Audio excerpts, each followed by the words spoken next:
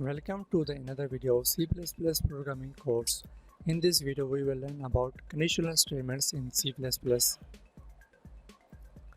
Conditional statements are used to make decisions. So this is the way to make decisions in C++. We use some expressions to make decision and its answer should be true or false. So if the condition is true, a set of statements is executed, and if the condition is false, then another set of statement is executed. So we have one or two blocks when we use conditional statements, and if the condition is true, we run some block of code, and if the condition is used, we will run another set of block of code. And these conditions are specified by a set of conditional statements having Boolean expressions. So as I told you, we have a Boolean expressions and its answer should be true or false. Like other programming languages, C++ also offers the basic conditional statements if, else, and else if. We have else if, and switch statements.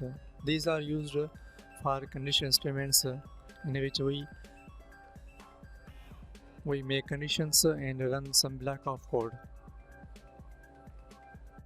So every conditional statement operates on an expression whose result is a Boolean, true or false.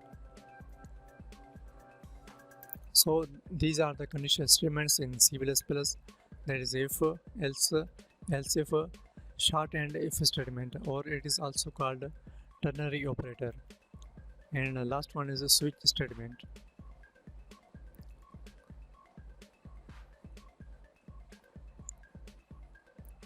So this is a chart. You can understand the conditional statements. So this is our condition, and its answer should be a true or false. So if the condition is true, then this statement or this block of code will run, and if the condition is false, then this statement or this block of code will run. And after these statements, this is the rest of code. So when we use conditional statements, we will run only one block of code that should be true or false. They will not run both. So if the condition is true, then this will run, and if the condition is false, then this will run. So only one statements or one block of code will run. So, and this is the other code or rest of the code. So this is all for today.